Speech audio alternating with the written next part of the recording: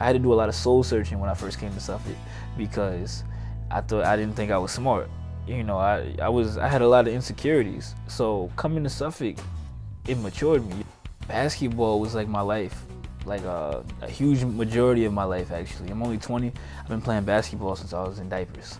So I had the little short hoop, man, and you know I'm playing, and it's been like a dream of mine to be like Jordan. I think that's like every little kid's dream, you know, to be like a professional athlete.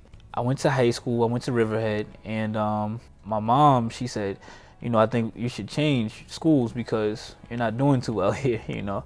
And I was like, well, I don't want to switch because we have a good basketball team. We can go upstate and we can get a lot of accolades, and I can go to USC or Duke and I can make us a lot of money. But she was like, no, you should look at it from like an academic standpoint. You know, it's like a better investment in you if you go to Mercy.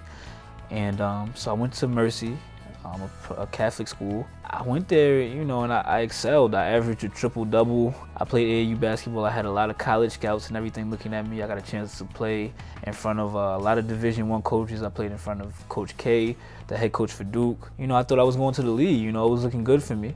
In my 11th grade year, I messed my ankle up, and that discouraged me. And my senior year, it just didn't work out for me. I didn't take the SAT, and I didn't take it serious, so I made a lot of young mistakes. And it got me to Suffolk, and I didn't want to be here. I'm not gonna lie to you at first. I didn't want to be here. I cried, I was depressed. I thought it was pretty much over because I wasn't the best in the classroom. I never really applied myself in the classroom. Everything was basketball and going out and having fun. What I didn't realize was I should have did some research, but Suffolk is like, we have a heck of a lot of accolades and everything, and you know, a lot of people are achieving at Suffolk. Our advisors say is like the people who come to community colleges, they are very resourceful. You know, we have better money management skills than the people who go straight to a 4-year school, because a lot of us, you know, we work 2 jobs. I work 2 jobs. I work at the library, the Riverhead Free Library, and I also work at the school. I'm a peer mentor. Before coming to Suffolk, I wasn't even an average student. I was you know, I was doing terrible. After I got a refresher course, I had a 4.0, so I'm like, this is great. You know, I actually had potential to go somewhere from here. What surprised me the most about Suffolk was their academic work rigor. Coming here, I didn't think it was gonna be that hard because it's the school in the backyard. You know, it's in my backyard, and the professors, like they really can, you know, load on the work. You know, they give you a lot of work. Just like how serious the teachers take the job.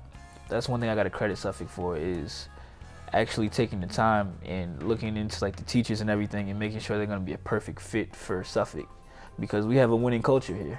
Before, everything I did was for basketball, for me to advance in basketball, for me to try to go to the NBA and play overseas and make a fortune that way. Now, I'm more so focused on the academic part.